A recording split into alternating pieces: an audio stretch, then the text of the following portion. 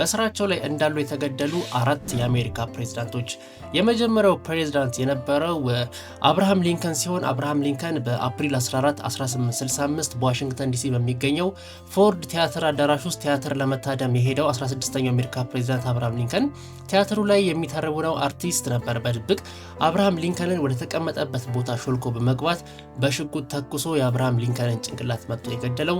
ሁለተኛው ሟች ፕሬዝዳንት ደግሞ 20ኛው የአሜሪካ ፕሬዝዳንት የነበረው ጄምስ ኤ ጋርፊልድ ሲሆን በጁላይ 2 ቀን 1881 ነበር ከሁለት ሚኒስትሮች ጋር ሆኖ በባቡር ለመሳፈር ባልቲሞር ሜሪላንድ በሚገኝ አንድ የባቡር ጣቢያ ውስጥ እንዳለ ነበር አንድ ስልጣን በሚፈልግና ቂም በቀል በነበረበት ሰው የተነሳ በሁለት ጥይቶች ተመቶ ነበር።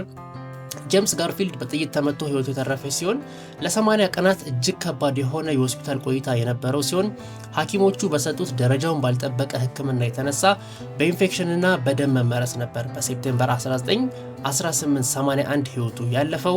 ሶስተኛው ሟች ፕሬዝዳንት ደግሞ 25ኛው አሜሪካ ፕሬዝዳንት የነበረው ዊሊያም መኬንሊ ሲሆን በሴፕቴምበር 6 1901 ቡፋሎ ኒውዮርክ ውስጥ በተዘጋጀ አንድ ፕሮግራም ላይ እንግዶችን እየጨበጠ በነበረበት ወቅት ነበር አንድ አመፀኛ ወጣት ሁለት ጥይት ተከታትሎ የመታው። ጥይቶቹ የፕሬዝዳንቱን ኩላሊትና ጨጓራ የጎዱ ሲሆን በወቅቱ የህክምና እርዳታ አግኝቶ ቢተርፍም ከ8 ቀናት በኋላ ግን ሆድ ዕቃ ውስጥ ጋንግሪን በመፈጠሩ ፕሬዝዳንት ዊሊያም መኬንሊ በሴፕቴምበር 14 1901 ህይወቱ ሊያልፍ ችሏል።